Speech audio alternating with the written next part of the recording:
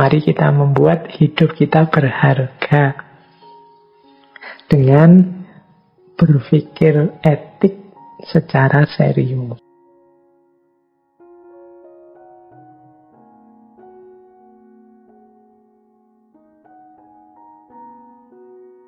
Baik, selanjutnya kita akan belajar tentang cara membuat keputusan moral. Ini kan tidak sederhana keputusan moral ini. Karena berhubungan dengan dunia konkret, dunia nyata kita.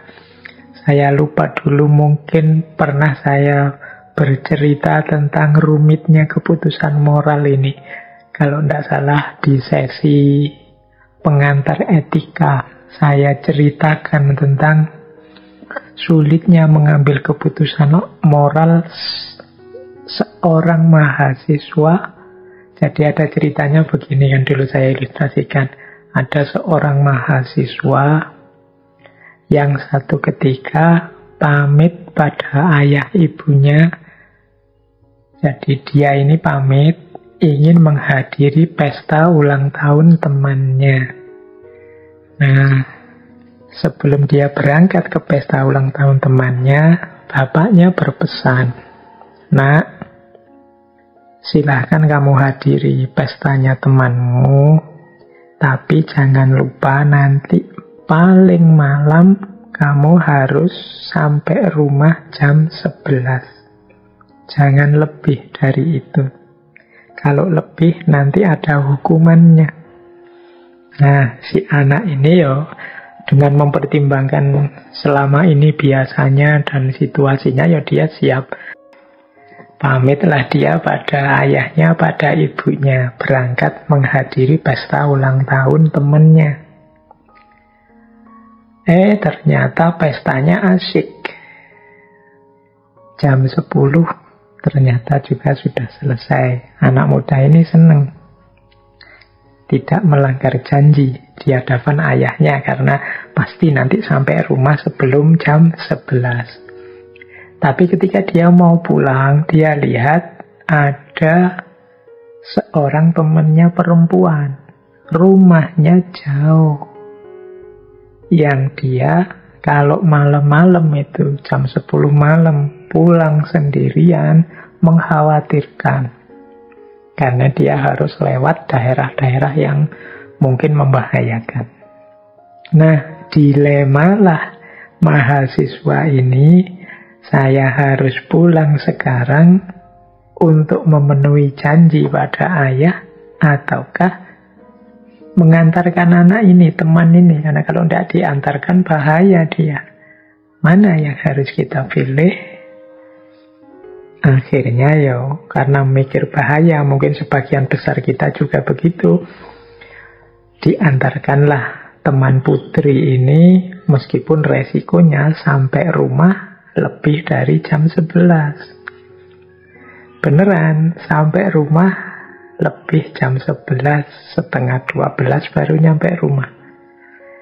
Marahlah ayahnya. Dijelaskanlah oleh anak ini situasinya. Sebenarnya bukan kok saya ingin melanggar, tapi bagaimana lagi? Situasinya menuntut saya untuk mengantarkan teman putri ini. Jadi mau bagaimana lagi? Kalau saya tidak nganter akan lebih bahaya. Nah, terus ayahnya bilang, "Oke, saya paham, bisa menerima alasanmu, tapi janji kita, kesepakatan kita, barang siapa telat di atas jam 11 harus dihukum. Berarti menjadi kewajiban saya juga untuk menghukummu, wong kamu melanggar kesepakatan kita." Nah, ibunya gantian membela anaknya. "Loh, kok jadi begitu? Ya menurut saya dia memang salah. Tapi kesalahannya bisa dimaklumi. Toh dia tujuannya baik. Tujuannya adalah mengantarkan anak ini, temannya, biar temannya tidak bahaya. Jadi meskipun yang dia lakukan salah, tapi kan tujuannya baik, maka dia harus diampuni. Oh, ini kan contoh kasus tentang dilema moral. Masing-masing benar dengan perspektifnya sendiri-sendiri. Anak tadi, mahasiswa tadi, yo benar. Wong dia terpaksa oleh situasi, oleh kondisi. Si ayah juga benar, karena dia berpedoman pada norma aturan yang sudah disepakati sebelumnya. Ibu juga benar, karena ibu ini melihat tujuannya. Tujuannya kan baik, dan hasilnya ternyata juga baik. Temannya selamat, anaknya juga pulang dengan selamat. Loh, ini yang saya sebut keputusan moral. Ternyata berpikir moral itu, berpikir etik itu macam-macam. Kalau masing-masing bisa menerima secara terbuka argumen masing-masing, nanti ini bisa diselesaikan.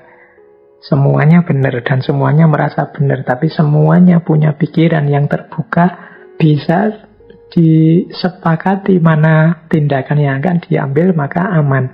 Tapi kalau semuanya kaku, merasa dirinya yang paling benar, tidak bisa dinego, pasti akan muncul konflik. Di tengah masyarakat sering muncul konflik-konflik karena pertimbangan-pertimbangan keputusan etik yang berbeda-beda seperti ini. Ada yang lihat aturan dan normanya, ada yang lihat situasinya, ada yang melihat tujuannya. Dan masing-masing kukuh dengan kebenaran pandangannya. Sebenarnya semua benar dari perspektifnya masing-masing. Tergantung nanti kemudian mana yang akan dipilih. Berarti mensyaratkan kelenturan dan kesadaran keragaman saat muncul macam-macam pendapat atau pandangan. Nah, ini ilustrasi tadi mungkin penting bagi teman-teman untuk memperkaya wawasan saat menghadapi macam-macam perspektif. Hari ini kan era ketika semua orang bersuara mengungkapkan kebenarannya masing-masing.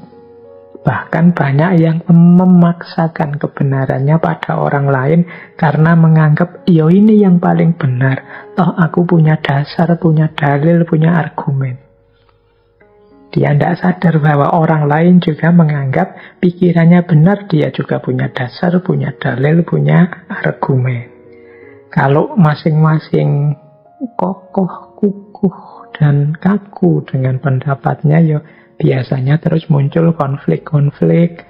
Buahnya adalah perpecahan-perpecahan, pada akhirnya melahirkan problem-problem, akhirnya semuanya jadi pecah. Kalau sudah pecah terus lemah, kalau sudah lemah akhirnya kalah semuanya.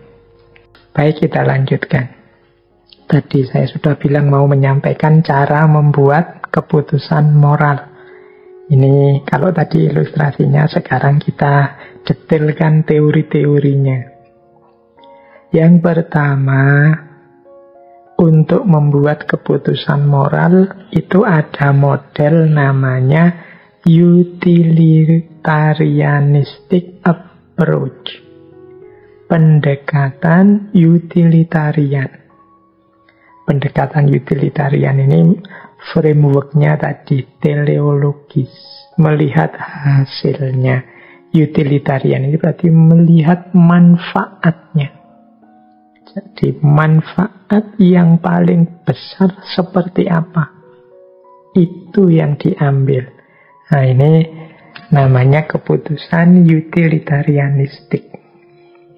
Keputusan utilitarianistik itu pertama-tama kita harus melihat siapa saja yang terlibat dalam problem ini.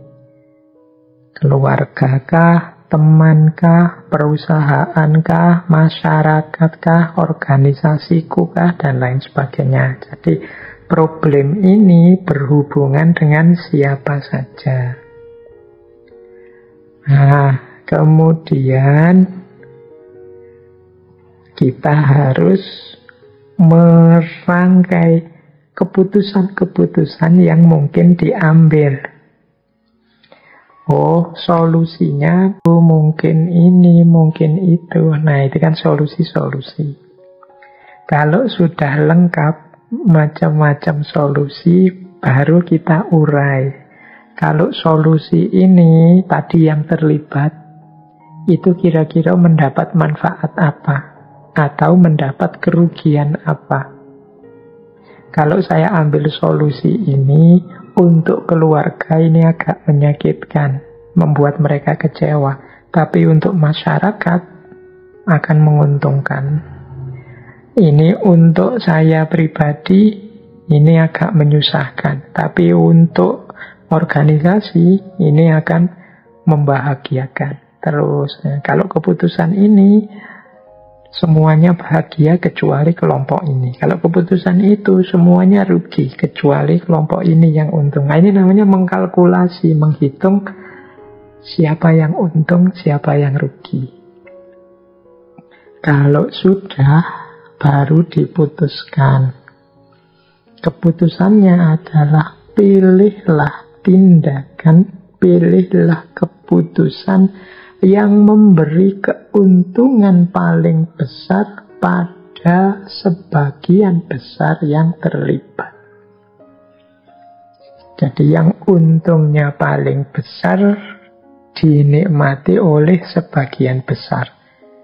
Itulah namanya pendekatan utilitarianistik. Jadi yang dilihat untung rugi. Kalau saya melakukan ini, yang rugi hanya dosen, saya untung, teman-teman untung, orang tua juga kecipratan keuntungannya. Berarti ini yang baik, misalnya. Ini cara berpikir seperti ini, namanya utilitarianistik. Mengambil keputusan berdasarkan guna dan manfaat yang paling besar pada paling besar kelompok. Ini jadi yang pendekatan pertama. Parameternya manfaat dan keuntungan. Manfaat dan keuntungan itu tidak selalu kemudian sifatnya ekonomi. Teman-teman nanti yang bisa ngukur apakah itu manfaat batinnya atau manfaat konkretnya, ataukah mungkin memang ekonominya atau apanya. Tapi memang pertimbangan-pertimbangan kalkulasinya kalkulasi untung rugi. Ini mungkin bisa dicek ketika kita sesi membicarakan tentang utilitarianisme, khususnya ketika kita membahas etika kebebasan di tokoh, kalau tidak salah, John Stuart Mill. Kemudian gaya kedua. Ini tadi sudah kita jelaskan sebentar. Kalau gaya kedua, membuat keputusan moral, gaya kedua adalah dengan menggunakan pendekatan kebajikan atau virtue approach. Sebagaimana tadi sudah dijelaskan, virtue etik itu etika yang fokus pada pembentukan karakter moral. Nah, virtue approach berarti mengambil keputusan moral dengan pendekatan karakter moral. Caranya bagaimana? Yang pertama pastinya dipahami sejak apa karakter-karakter utama yang ingin kita hidupkan. Karakter utamaku itu apa? Jujur, sabar, berani, setia, dan lain sebagainya. Setelah itu baru kemudian apa yang harus aku lakukan sehubungan dengan karakter tadi. Jadi di virtue approach itu misalnya prinsip utama yang ingin saya kedepankan adalah kejujuran. Maka dalam konteks kejujuran, di kasus ini apa yang harus aku lakukan. Atau untuk kasus ini kita butuh kejujuran, kesabaran, dan kesetiaan. Nah, dalam konteks kasus ini, tindakan apa sih yang mencerminkan kejujuran, keberanian, dan kesetiaan? Ini namanya virtue approach, pendekatan kebijaksanaan. Saya milih prinsip untuk sabar. Saya sendiri orangnya tidak sabaran. Ya pantes keputusan seperti itu rasanya tidak nyaman bagiku. Berarti ada yang tidak cocok, tidak nyambung. Saya milih keputusan seperti itu, padahal keputusan seperti itu membutuhkan keberanian.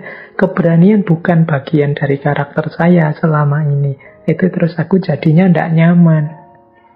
Nah ini kalau sudah ada jawaban ini berarti tidak sesuai. Perlu dievaluasi lagi keputusan moralnya, berarti tidak cocok. Dan yang ketiga bisa ditanyakan, apakah aku siap menjalankan yang sudah aku putuskan tadi. Kalau ternyata siap, ya kemungkinan memang cocok, sesuai. Tapi kalau kok rasanya berat ya Pak, kok rasanya tidak mungkin saya jalankan Pak, berarti tidak cocok. Mungkin perlu dievaluasi lagi, dicari rumusan-rumusan lain, tindakan yang lebih sesuai dengan karakter kita. Jadi pendekatan kebajikan, virtue approach dalam membuat keputusan moral itu diawali dari karakter-karakter utama yang kita miliki dan ingin kita hidupkan. Setelah itu, tindakan apa yang relevan, yang cocok dengan karakter kita itu. Kemudian kita evaluasi, kita cek apakah memang sesuai antara karakter kita dengan tindakan kita. Apakah kita puas dengan yang sudah kita lakukan, kita nyaman dengan yang sudah kita lakukan. Dan yang terakhir, apakah untuk seterusnya aku bisa menjalankan keputusan yang tadi sudah diputuskan. Jadi ini gaya kedua berpikir etik dalam membuat keputusan moral. Namanya virtue approach, pendekatan kebajikan, pendekatan virtue. Gaya ketiga, kalau gaya yang ketiga ini sebenarnya mirip dengan utilitarianistik tadi, tapi ada bedanya. Gaya ketiga ini namanya pendekatan common good. Common good ini kebaikan bersama. Kalau tadi utilitarianistik itu kan dicari yang paling manfaat, yang paling besar. Ini di utilitarianistik mungkin saja terjadi orang ingin mencari enaknya sendiri, senangnya sendiri, kelompoknya sendiri. Tapi di common good ini yang jadi pertimbangan moral adalah kebaikan semuanya. Tidak hanya satu orang, sekelompok orang. Bahkan bila perlu demi kebaikan semuanya ini, kepentingan satu dua kelompok, satu dua orang bisa dikorbankan. Nah ini namanya pendekatan common good. Cara berpikir common good ini diawali dari melihat seberapa besar sudah masyarakat, dunia sosial, politik sekelilingku sudah memberikan kebaikannya padaku.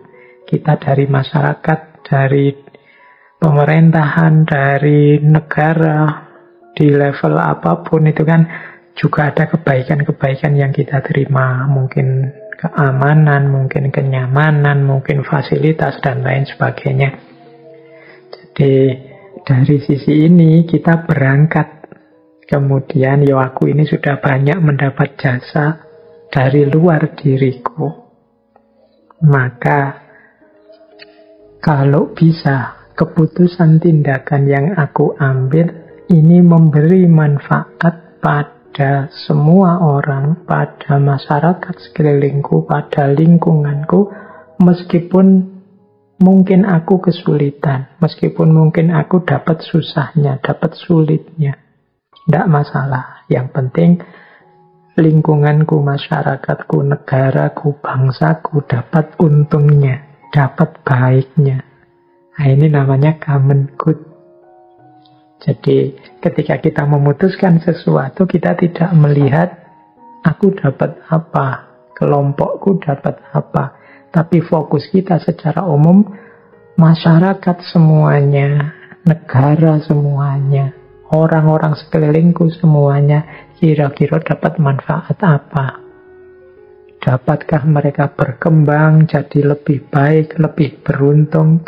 Sebagaimana aku juga pasti kalau masyarakat berkembang lebih baik, aku juga pasti akan jadi lebih baik. Meskipun ada kesulitan-kesulitan. Nah, ini namanya pendekatan common good. Jadi kita sudah dapat 3 pendekatan. Ada utilitarianistik, nyari yang paling manfaat untuk sebagian besar orang. Ada pendekatan virtu, nyari yang paling selaras dengan karakter-karakter utama.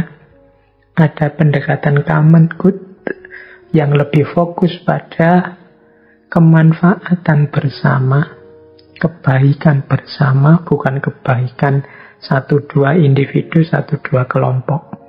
Yang keempat, cara membuat keputusan moral adalah dengan model justice atau fairness approach. Nah, pendekatan keadilan.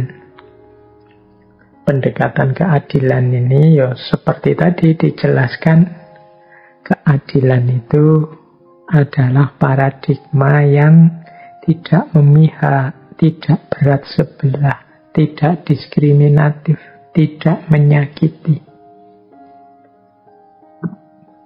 Cara berpikir ini diawali dengan sebagaimana dalam pendekatan utilitarian tadi, harus kita cek dulu siapa saja yang terlibat dalam urusan ini. Temankah, keluargakah, anak buahkah, atasankah, masyarakatkah, atau siapa saja. Ini harus kita tahu siapa saja yang terlibat, biar tidak ada pihak yang terlupakan, sehingga kita bisa bersikap adil. Ya kalau yang terlupakan berarti kan tidak masuk hitungan, itu kita sudah tidak adil. Jadi untuk bisa adil, pertama-tama kita harus tahu dan bisa menerima siapa saja yang terlibat. Baru setelah itu kita perlakukan setara. Kita pahami semua pihak yang terlibat itu, kemudian kita dalami perannya, kita dalami relevansinya, kita cek status, posisi, kekuatannya, dan lain sebagainya, keterlibatannya, sedalam apa aktivitasnya, dan lain sebagainya, biar kita nanti bisa memutuskan secara adil. Jadi kalau semua yang terlibat sudah masuk daftar, tinggal kita ukur, kita hitung kelemahan, kelebihan, posisi, status, kekuatan, kontribusi, dan lain sebagainya. Baru setelah itu kita putuskan. Dan nanti setelah keputusan diambil, harus kita evaluasi lagi. Apakah yang kita lakukan itu sudah benar adil? Jangan-jangan masih ada pihak yang kejejer, terlewatkan.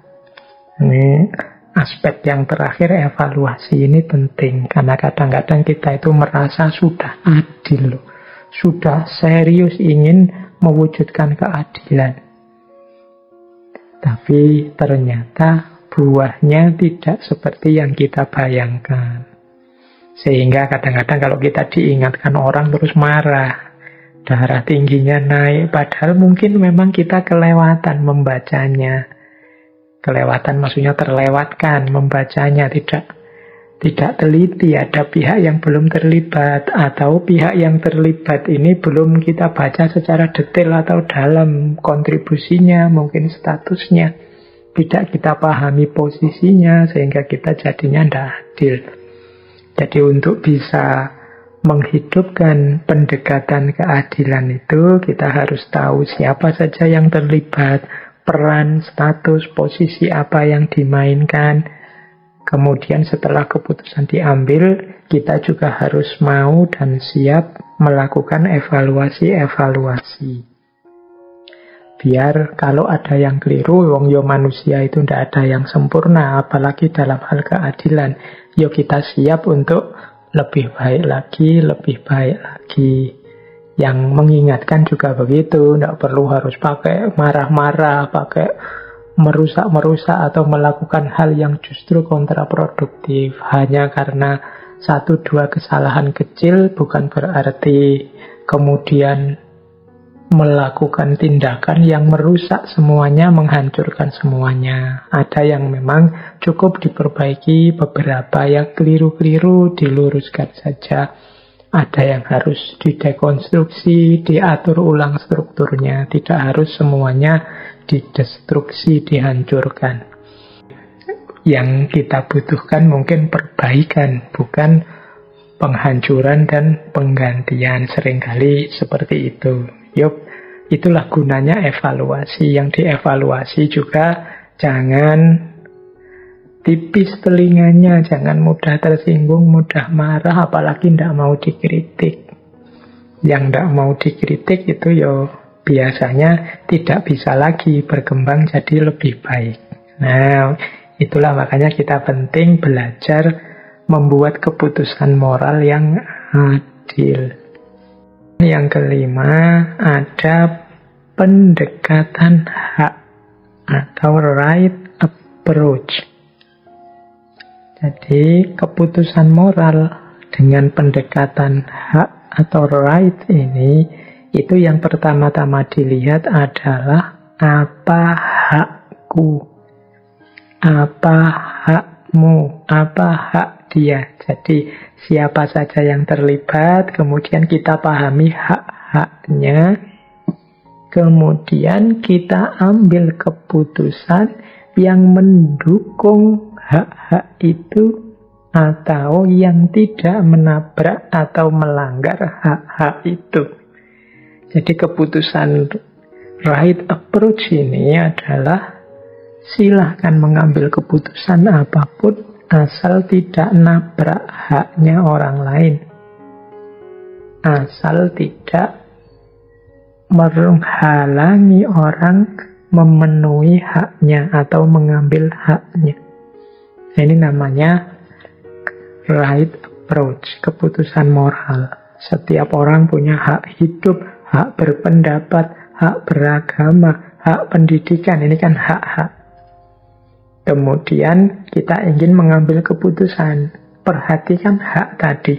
Ambil keputusan yang tidak menghalangi haknya orang untuk berpendapat, beragama, untuk pendidikan, bahkan apalagi untuk hidup.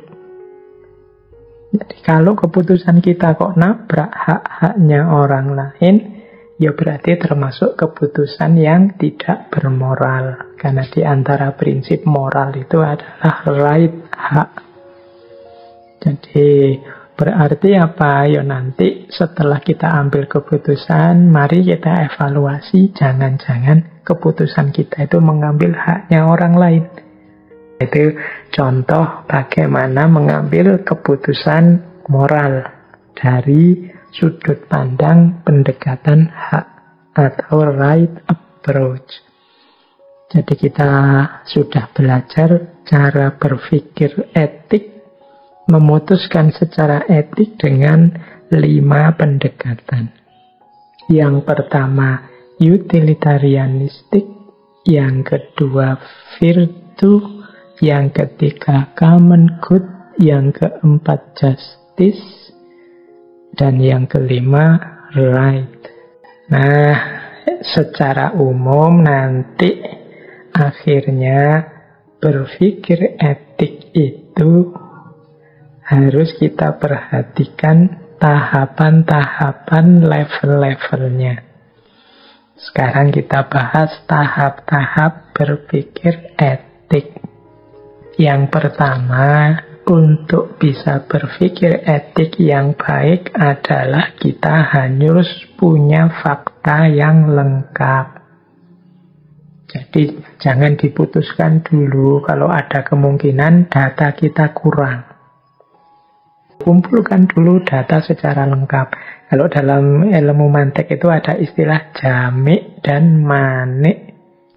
Jamik itu semua yang dibutuhkan masuk, manik itu semua yang tidak perlu disisihkan. Jadi ini dulu ya, kalau kita tidak ngerti faktanya, tidak punya data, ya tidak mungkin kita bisa memutuskan. Kalau ngawur saja nanti malah keliru. Kalau dikira-kira saja ya kemungkinan tidak pas. Jadi pastikan kebutuhan data kita lengkap untuk memutuskan. Kalau tentang fakta tertentu, peristiwa tertentu, ya kita pastikan dapat informasi lengkap dulu, baru diputuskan. Setelah itu kita mengevaluasi, ngukur kira-kira pendekatan yang pas dan tepat untuk kasus ini, situasi ini apa. Enaknya pakai utilitarian, apa pakai right, apa pakai justice, apa pakai virtue, apa pakai common good, atau pakai 2 pendekatan, atau pakai 3, atau pakai 5-5-nya. Alhamdulillah kalau mampu. Nah ini namanya menjajaki alternatif-alternatif yang mungkin untuk membuat keputusan etik. Nah kalau sudah, jangan mikir terus-terusan, karena etik ini berhubungan dengan problem solving, solusi hidup kita, apa yang harus kita lakukan dalam hidup. Kalau terlalu lama juga dalam proses ini, nanti problemnya tidak selesai-selesai, tindakan tidak diambil, keputusan tidak diambil. Maka tahap ketiga, ambil keputusan. Meskipun boleh juga sebelum benar-benar kita jalankan keputusan ini, kita ujikan dulu. Kita tes dulu. Dengan cara apa? Coba kita konsultasikan dengan orang lain. Kita dengarkan komentar orang lain. Ini konsultasi dengan orang lain itu untungnya 2. Yang pertama adalah ngetes kita nyaman atau tidak menceritakan keputusan kita tadi pada orang lain. Biasanya kalau keputusannya itu agak tidak terlalu etis atau agak tidak bermoral atau agak buruk, itu kita menceritakannya agak jengah, agak enggan, tidak enak ceritanya. Itu kan sama seperti hadis Nabi itu loh.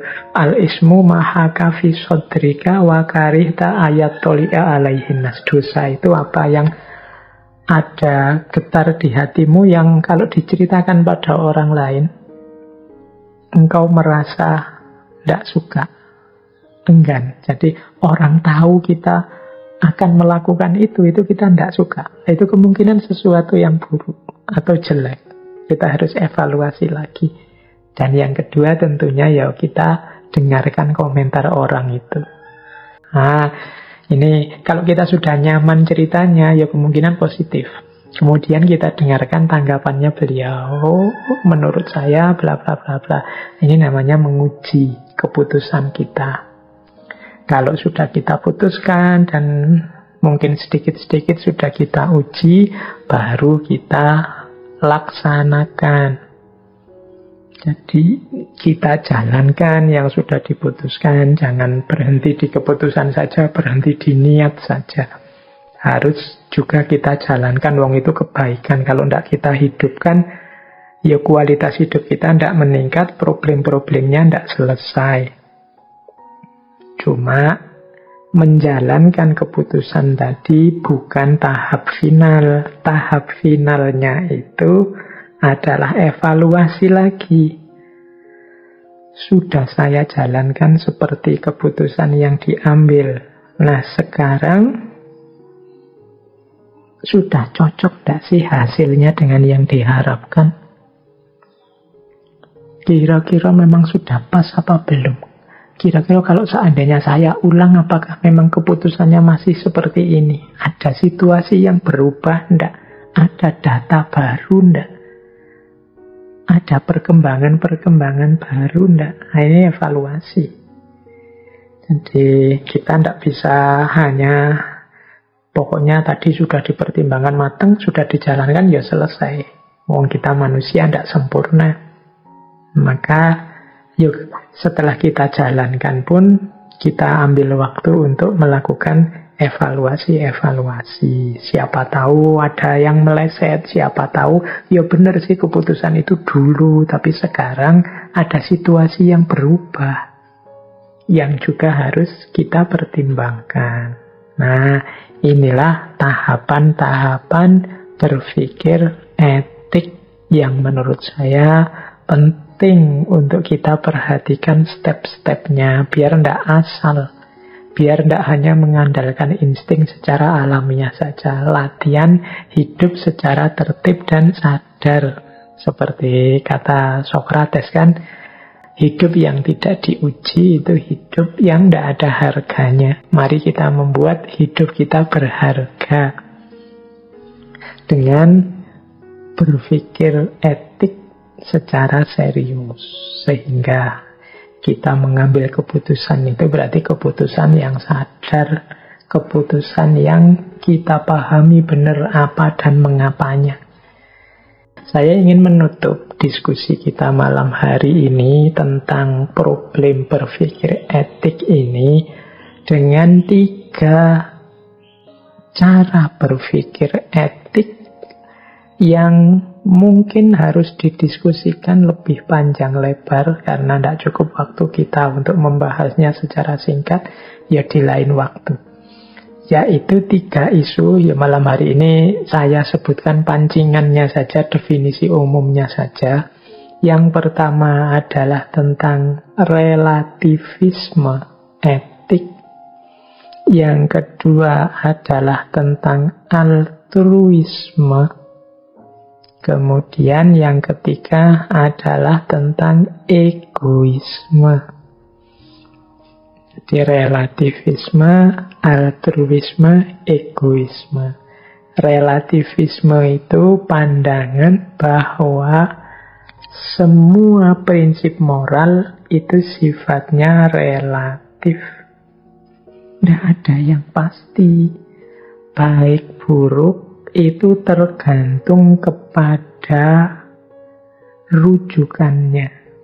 Kalau bahasa Inggrisnya relatif to, apakah itu rujukannya kesepakatan-kesepakatan sosial ataukah pilihan-pilihan individu. Nah, ini namanya relativisme etik. Oh, ini perdebatannya rame kalau dalam dunia filsafat etika. Jadi ada pandangan memang yang menyatakan prinsip-prinsip moral itu yang kita sebut prinsip kebaikan itu kan bikinan manusia juga. Kita yang menyatakan ini baik, ini buruk, ini mulia, ini tercela, itu kan manusia. Jadi ya sifatnya pasti relatif, tergantung situasinya. Makanya kalau kita menyatakan kebaikan tentang apapun, teman-teman bisa mencari contoh yang berbeda dengan itu. Kalau bahasa filsafat namanya counter example. Ketika sudah ada contoh yang tidak nyambung. Yuk, aspek relatif ini kan yang sering teman-teman atau yang suka komen-komen, ngeritik-ngeritik orang yang tidak disukai. Itu biasanya kan ngambil aspek yang tidak nyambung ini. Tidak relatif tuh. Misalnya saya bilang hidup ini kita harus istiqomah ya. Kalau sudah melakukan apa lakukan itu terus. Nah, ucapan saya ini benar, tapi kan harus dipahami konteksnya, ruang waktunya. Nanti ini kalau bahasa tadi namanya relatif juga. Mungkin teman-teman akan bantah, Loh Pak, katanya hidup ini tidak boleh statis, harus berkembang. Kalau disuruh istiqomah terus gitu terus, ya kapan berkembangnya Pak? Kapan kita jadi lebih maju Pak? Itu kan kita kan terus bantah seperti itu. Itu pikiran sampean yang bahwa kita harus berkembang, harus maju, itu juga benar. Tapi yang saya bilang kita harus istiqomah itu bukan berarti salah. Hanya saja konteksnya, ruang, waktu, penggunaan, situasi yang relevan dengan kebenaran kebaikan ini dan kebenaran kebaikan yang diucapkan oleh teman-teman tadi berbeda. Jadi kan kalau teman-teman bilang hidup harus berkembang, bukan berarti kan terus saya simpulkan, oh berarti istiqomah itu salah, kan tidak begitu. Jadi ada level hidup, konteks hidup yang kita dituntut untuk istiqomah, cuma di bagian tertentu kita juga harus punya semangat untuk semakin baik, semakin baik. Nah, itu yang kemudian oleh beberapa tokoh tertentu diangkat jadi isu relativisme, bahwa prinsip-prinsip moral itu tidak ada yang valid secara universal. Semuanya tergantung, berarti membacanya ya sesuaikan dengan konteks, ruang, dan waktunya. Jadi itu pandangan relativisme moral. Ya relatif itu jangan diartikan tidak pasti ya. Relatif itu maksudnya tergantung. Jadi dia pasti kalau sesuai rujukannya, sesuai konteksnya, sesuai ruang dan waktunya. Makanya lebih pasnya relatif itu dimaknai sebagai tergantung. Jadi tidak pasti. Karena situasi manusia itu kan situasi yang serba relatif. Punya uang 1 miliar, saya mesti bahagia Pak. Ya sampean, orang lain ada yang dapat 1 miliar, itu dia sedihnya luar biasa. Karena biasanya dia dapat ratusan, puluhan miliar. Ini yang disebut relatif, tergantung. Ini isu besar dalam dunia etika, diskusinya juga panjang lebar. Nanti ada 2 jenis relativisme etik. Ada konvensionalisme, ada subjektivisme. Kalau konvensionalisme itu prinsip-prinsip moral itu tergantung pada masyarakatnya. Kalau subjektivisme, prinsip-prinsip moral itu tergantung pada orangnya atau kelompok tertentu orang. Misalnya di situ saya kasih contoh, memakan sapi sembelihan bagi kita yang muslim itu boleh, tapi nanti bagi umat Hindu tidak boleh, bagi vegetarian juga dia merasa tidak nyaman makan itu. Itu subjektivisme namanya. Jadi ada konvensionalisme, ada subjektivisme. Ini isu besar dalam dunia etik. Isu kedua adalah berpikir etik ini sering dihubungkan dengan altruisme. Altruisme itu dari kata alter yang artinya orang lain. Ya kalau diterjemahkan mudahnya, altruisme ini perbuatan yang berorientasi pada kebaikan orang lain. Nanti dalam bentuk ekstrim altruisme ini ya didefinisikan bahkan dengan cara mengorbankan diri sendiri. Jadi altruisme itu sering didefinisikan memperhatikan kesejahteraan orang lain tanpa peduli kesejahteraannya sendiri. Ini juga nanti perdebatan. Ada yang bilang ini positif, ada yang bilang ini negatif. Ada yang bilang, ya seperti itu namanya manusia mulia itu. Dia tidak peduli dirinya, yang ada di pikirannya hanya orang lain. Nanti ada juga pandangan sebaliknya. Ya tidak begitu dong. Kebaikan itu tidak boleh menghancurkan diri sendiri, tidak boleh mengabaikan diri sendiri. Kalau bisa ya kebaikan yang baik buat orang lain juga baik buat diri sendiri. Jangan hanya mikir orang lain saja. Kalau kita rusak tidak mungkin kita bisa melakukan kebaikan untuk orang lain. Kalau kita hancur, tidak mungkin untuk selanjutnya kita berbuat baik lagi. Maka mbok yo jangan melakukan kebaikan dengan jalan melupakan diri sendiri atau tidak memperhatikan kesejahteraan diri sendiri. Tapi ada juga yang berpandangan sebaliknya. Kan sering kita mungkin membahas mungkin di tema-tema tentang cinta, pengabdian, pengorbanan pada orang lain. Kata-kata pengorbanan ini kan sudah ada konotasi altruistiknya. Bahwa aku melakukan kebaikan yang manfaat untuk yang lain, tapi tak jarang merusak diriku sendiri. Tidak masalah seperti itu, tidak masalah menyusahkan aku. Aku sengsara tidak apa-apa asal orang lain bahagia. Nah, ini gaya altruistik. Ada beda-beda pendapat. Teman-teman bisa kalau mau mendiskusikan ini. Kira-kira hidup ini apa benar sih altruisme itu terpuji? Ada yang bilang bahwa altruisme ini salah satu prinsip emas dalam etika. Jadi memperlakukan orang dengan baik, yang diperhatikan orang lain meskipun dirinya sendiri susah, sulit. Nah, tapi sebaliknya juga ada yang bilang tidak mungkin orang bisa berbuat baik pada orang lain kalau dia tidak baik kepada dirinya sendiri. Ada banyak perspektif, atau jangan-jangan memang dua-duanya benar dengan konteks dan sudut pandang yang berbeda. Ya paling tidak kita kan tambah luas sekarang cara berpikirnya. Oh ternyata macam-macam cara orang mengambil keputusan etik itu.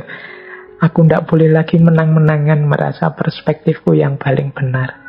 Setiap orang punya sudut pandangnya sendiri.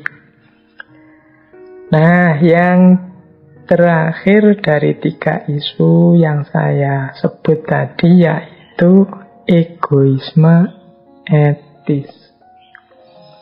Kalau ini kebalikannya dari altruisme. Jadi egoisme itu pandangan yang menyatakan bahwa setiap orang itu wajar memilih tindakan yang paling menguntungkan bagi dirinya sendiri. Jadi baik itu kalau saya milih yang menguntungkan diriku. Kalau ada orang kok milih tindakan yang justru tidak menguntungkan dirinya, ini perlu dipertanyakan. Karena ini tidak wajar. Wajarnya orang itu yang milih yang cocok, yang dia suka, yang menguntungkan dirinya. Yang wajar itu justru yang ini.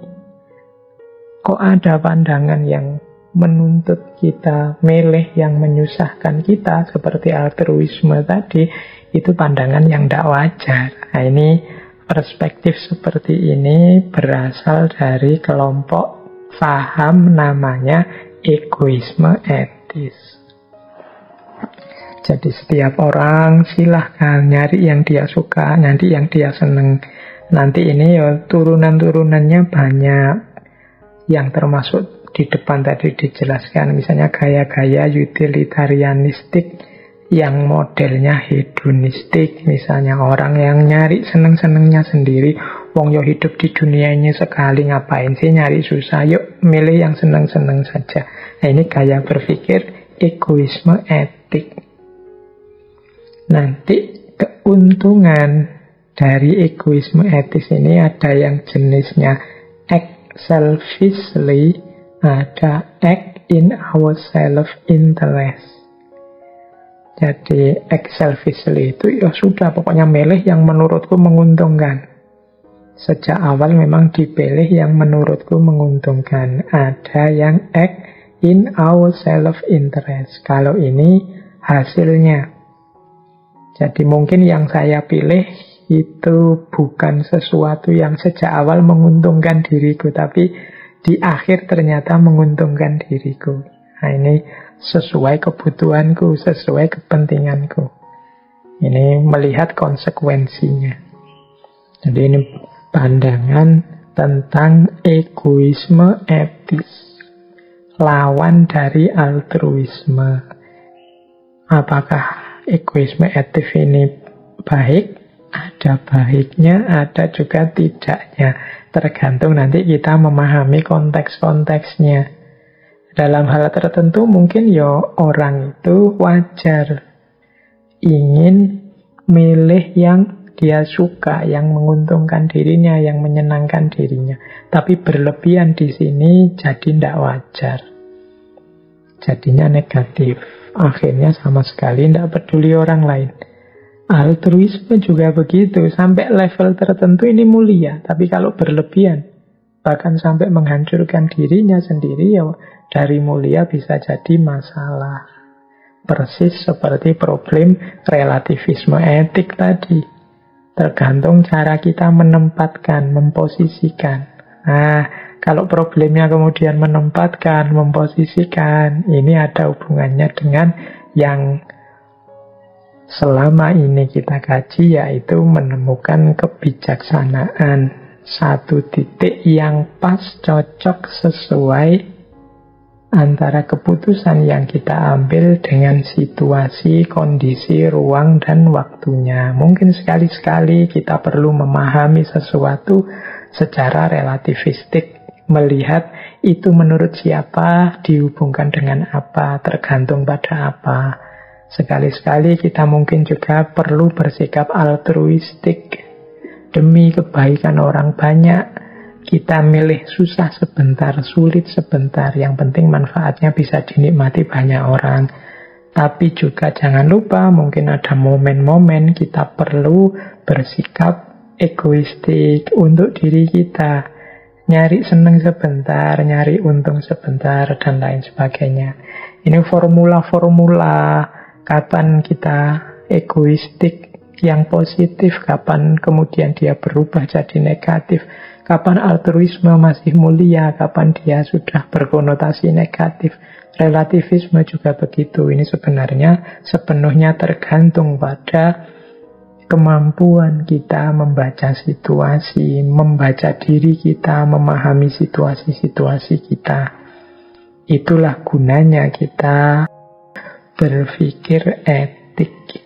Jadi yang tidak sekedar menggunakan prinsip-prinsip rasional benar, tapi juga menggunakan standar-standar etik. Tidak hanya kebenaran, tapi juga kebaikan. Tidak cuma benar, tapi benar. Disitulah nanti kita ketemu namanya kebijaksanaan.